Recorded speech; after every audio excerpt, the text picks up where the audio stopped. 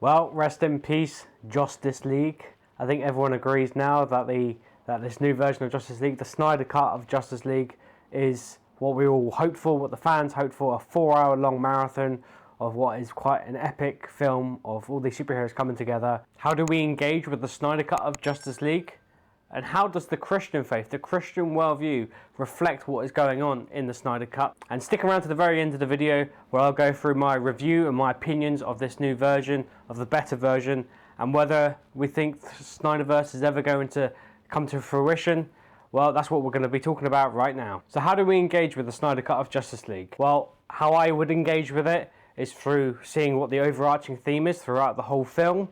And I believe that the overarching theme was about loss and redemption. As I watched the film, I kind of saw every character's story and how every character experienced loss and experienced redemption at the same time. I think we can all agree that the main focus of the whole film was actually on Cyborg, how it was originally meant to be, not how Joss Whedon wanted it to be back in 2017. But Snyder actually brought Cyborg to the forefront, and we saw his whole story, and we can kind of see this theme of loss and redemption running through Cyborg's story, and it's running through other people's stories such as The Flash and even Batman and Superman and pretty much every other character.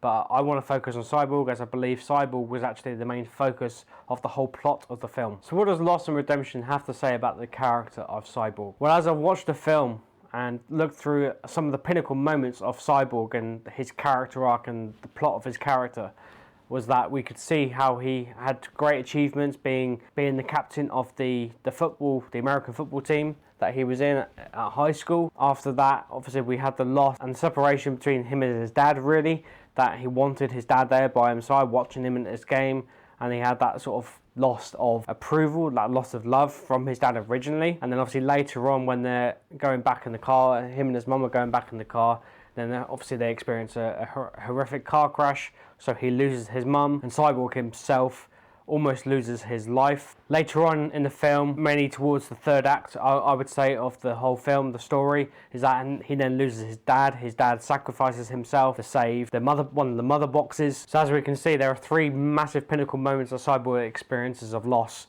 We have him losing his mum, him almost losing his life first time around in the car crash. He then loses his dad through the third act of the film. So how does Cyborg experience redemption, and how do we see redemption through his story arc? Well, we see that actually he has a second chance at life when he actually becomes fully cyborg, when his dad brings him back to life basically and gives him the cybernetic body that he eventually has, and how he uses that. And then obviously the second point, and actually probably the most emotional and well written scene, was how when Cyborg is utilizing his powers and going into the bank system and watching this other mum, poor side, trying to make ends meet, and she has no money left in the bank, and Cyborg uses his abilities to redeem her as a human being, to redeem her as a mum, so that she has enough money to provide for her children, to pay off the rent so that she doesn't get kicked out of the apartment. I think that was probably the most emotional scene. I think everyone agrees that it was such a good scene, and it really focuses on the heart of what Cyborg wants to do and how he wants to use his powers for good and utilize everything that he's been given from his dad and the mother box itself for the greater good and to save other people, and it really fleshes his superhero story out compared to how we saw it back in 2017, where he became more of a sideline character. But I know Zack Snyder wanted him to be the focus of the whole story, and I think this really helped having this scene within this final cut, within this final film, because it really just shows who Cyborg is and his redeemed character in himself, because he's redeemed from the 2017 version, where probably I know I didn't really care about him because I didn't really know his background and his story, and I don't read comic books a lot, but to see him fully fleshed out in this film was absolutely amazing. This scene did justice for his character. Obviously, two other massive points for him as a redeemable character here is that without him, Superman wouldn't have been able to come back to life. It was by Cyborg hacking into Superman's ship, so that the Flash could activate and give enough energy to the mother box to revive Superman, to bring Superman back to life. But without Cyborg, that wouldn't have happened in the first place. Cyborg was the only one who had the ability to hack into the ship to be able to start the process in the end, and it was only through Cyborg who could hack into the mother boxes as well. As we saw towards the end of the film, the whole plot was gained in kicking Cyborg into the abandoned building, of which Steppenwolf and his forces took over to sync up and merge the mother boxes together to bring Darkseid into this universe, into this world. And it was only through Cyborg and getting Cyborg in there so he could hack in to the mother boxes and to get them separated. Obviously, so Superman did come in, swoop in to save the day to help and pull them apart, and it wouldn't have even happened as well because of the Flash if Flash hadn't gone back in time. And that was an amazing scene within itself, seeing the Flash go back and try and rescue the whole league and try and rescue what they were trying to do to begin with, because it became a bit too late, and then we saw everything disintegrate and the world turned to chaos. But then Flash saw all of this coming, so he then went back into time, and that was an amazing scene to see how he went through the Speed Force, as what he would call it, to go back in time and it was awesome to see all these pieces coming together, and then Cyborg being able to achieve and redeem himself as a person for himself as well, to get the mother boxes separated as well. I'd have to say, out of the whole film, I think Cyborg was probably my favourite character. I think they went into much more depth with him than maybe they did with the other characters. We see much more of his story, his emotional arc, his relationship with his mum, and his relationship with his dad, and that kind of helped his character become fully fleshed out. And another pinnacle moment was when him and the Justice League were coming through with Superman's body into the ship, and his dad was stood there and he was looking at him, and Cyborg was actually stood in front, kind of showing that he was the centre of this whole story, the centre and the leader of the Justice League. It wasn't, without him, none of this would have been possible. Separating the mother boxes and stopping Steppenwolf full stop, none of that would have been possible without Cyborg. So what is the culture's view on loss of redemption? Well, we all love a good redemption story. Every film that we watch, every TV show that we watch, anything that's on Netflix, Disney Plus, Amazon Prime, anything we watch, there is some sort of loss that happens within the film. It's what film critics would call in the second act, a second act break, in which it will be the lowest point of the film, and then you would have the third act, which is the redeeming part of the film, usually kind of called the happy ending, the most pinnacle moment of the film, where you had the emotional low and now you got the emotional high, and you see that pretty much through most films. So we all look and root for that sort of story, that redemption story, when someone has fallen greatly but then is redeemed greatly. And we see it through Justice League, through Cyborg, and even when Superman comes back to life, just through Justice League itself. But there's so many other films and TV shows that we could mention that have this sort of evident loss and redemption story, but we see it pretty much most of the time for anything we watch. However, when we look at the general news that we watch, like 24-hour news or news at 6 o'clock or whatever news we watch, or when we scroll on social media, I think what we see seems to be a bit counterintuitive. When we want loss and redemption stories, but what we see most of all is probably loss the most, especially when we've experienced COVID. We see a lot of loss that's happened, a lot of deaths that's happened, and that's perpetuated and publicly put out there. And you only hear of great redeeming moments when you had Sir Tom Moore doing his charity work, raising millions and millions of pounds towards the NHS, and you have these big massive redeeming arcs, but then they go back again to the loss, and they have more lost moments than they do redeeming moments.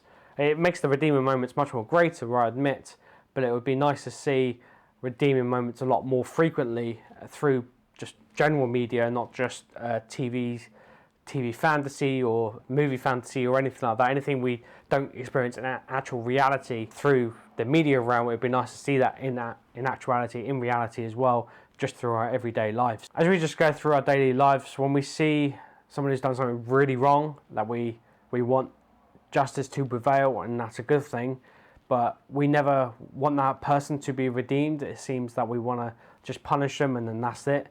We never want to see the redemption arc just in general day-to-day life. When someone has done great wrong to us personally, we find it hard to ever see that they could be redeemed. And when we look at Snyder Cut in Justice League, we actually see that someone like Steppenwolf, who back in 2017 was just a stereotypical villain, and we wanted the Justice League to kind of win and defeat him. But actually in this film, it was really interesting that he was much more fully fleshed out as a character. He actually had a motive there that was actually motivating him to do the things that he was doing, to syncing up the mother boxes. He wasn't doing things out of a wrong heart. He was just trying to seek Darkseid's approval. And we all experience this on a day-to-day basis, where we try and seek someone's approval, and that's our motive. But then sometimes through those motives, then actions happen and sometimes those actions have consequences, as we've seen with Steppenwolf. And even with Steppenwolf, there isn't any sort of redemption there, but I was actually kind of rooting for him a bit. I actually thought he was going to win, and there was a part of me that saw obviously he was going to win if the Flash hadn't run back in time, but it was quite interesting to see that how they fully fleshed him out. He wasn't just a stereotypical villain, that I was actually rooting for him. I was waiting for him to have some sort of redemption arc, that Darkseid would actually approve of him. He then got beheaded by the Justice League,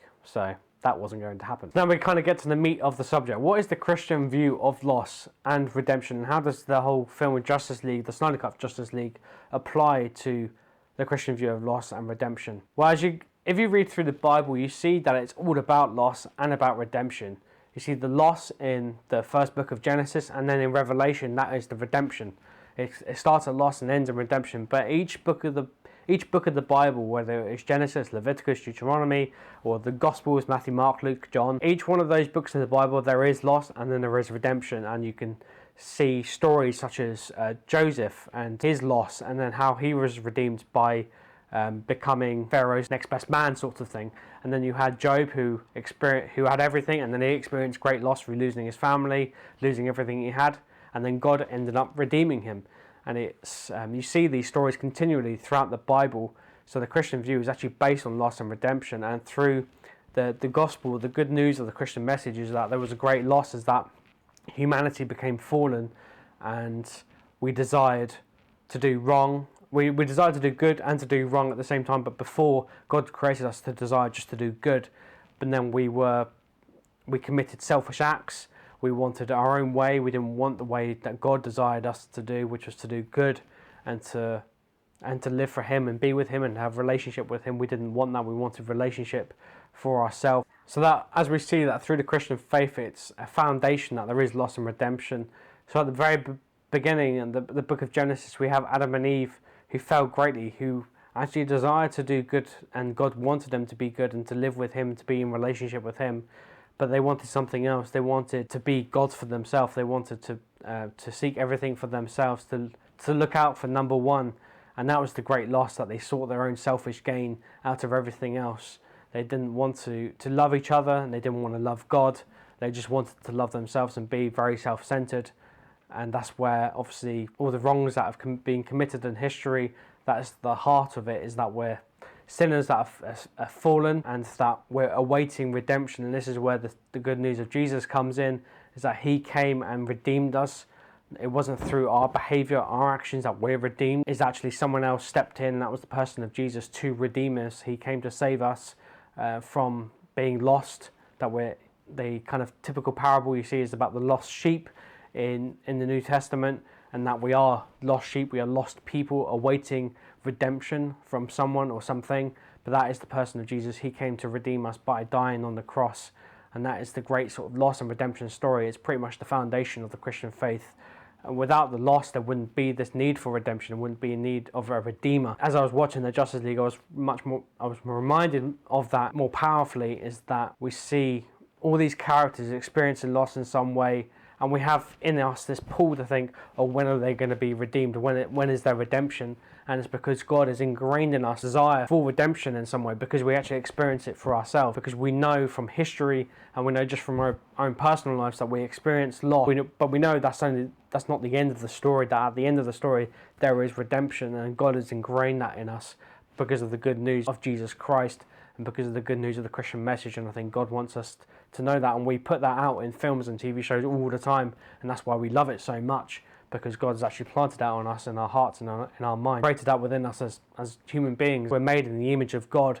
God looks at us and sees loss, but He also sees redemption through His Son, Jesus. So as we look and watch back at Justice League, we can kind of see these themes arising, this loss and this redemption, needing a redeemer, but we always are looking for and rooting for the heroes, the redeemers of humanity. And this is what the Justice League were to the whole film. This is what Cyborg was to the whole film. We root for these sort of heroes, and when we look back at Avengers or MCU or anything like that, we see actually this is why we root, because we experience it in our own lives, but sometimes it's never fully fleshed out in our lives that well. That's why we kind of put it out in movies and TV shows, as we've seen in the Snyder Cut. And just in general with the Snyder Cut, that is a redemption in itself, that we had the great loss of experiencing the horror that was the 2017 version of the Justice League. We experienced that great loss, and we were awaiting a redemption for that film, and fans were rooting for that redemption, and Snyder came back and redeemed the whole film, and now it's done really well. It's really successful on HBO. So how do we apply this just in our everyday life? Well, if you're watching this right now and you've experienced great loss,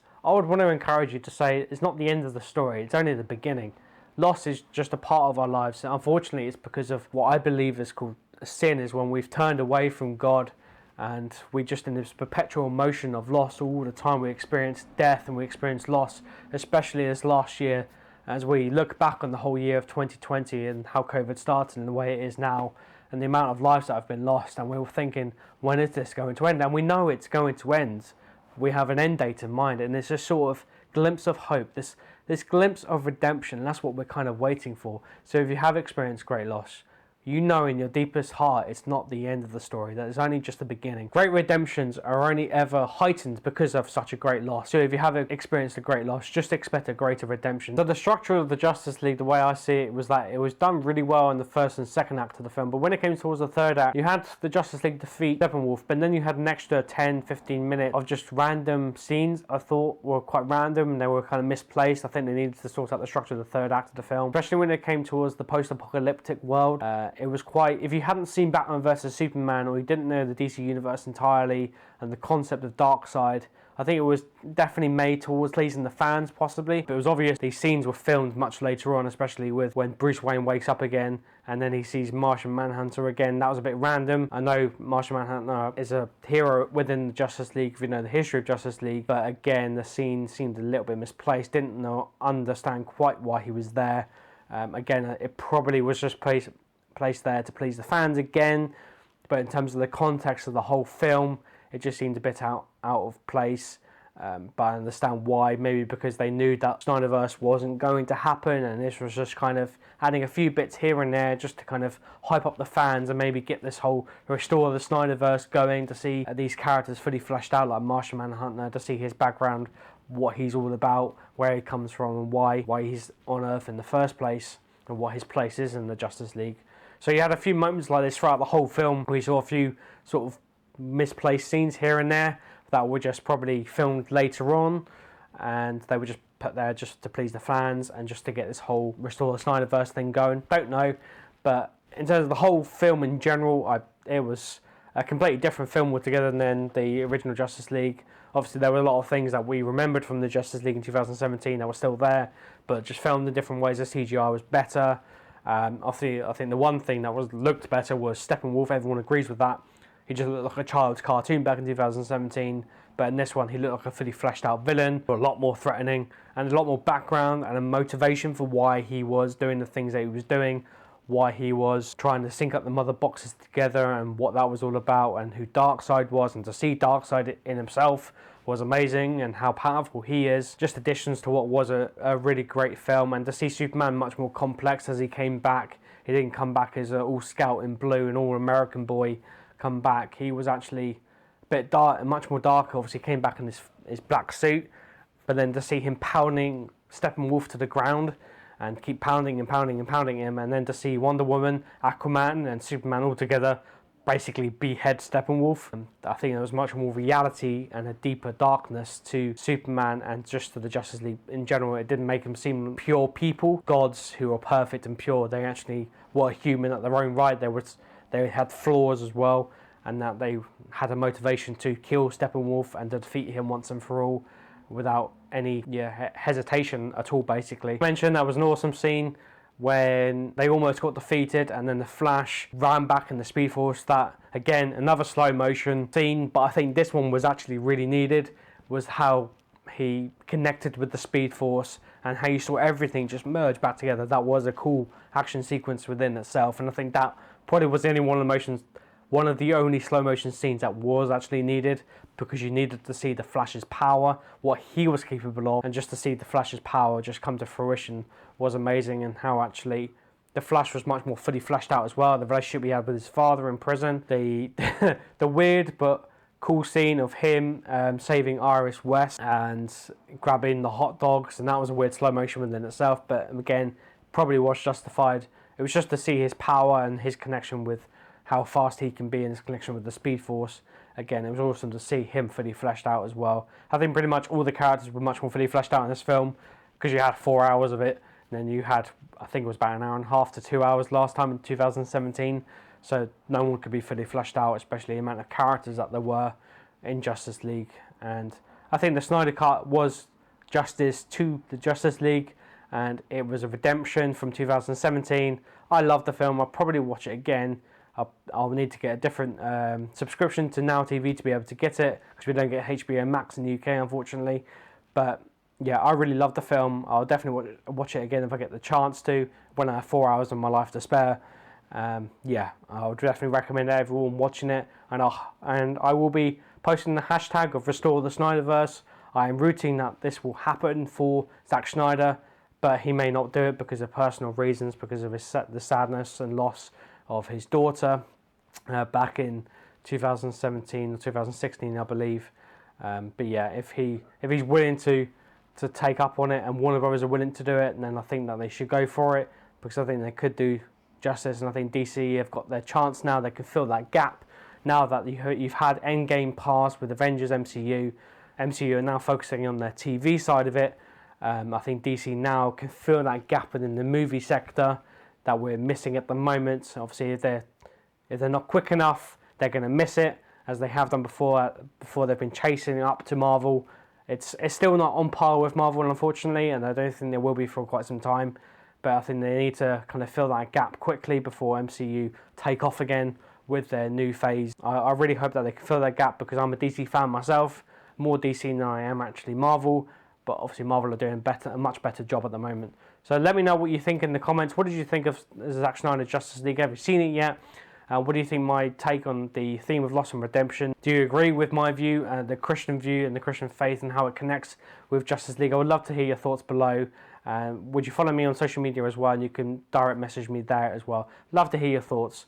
May God bless you, may He help you and encourage you during this time, provoke you, and help you connect with the culture, engage with the culture through film and TV, and connect you to Jesus.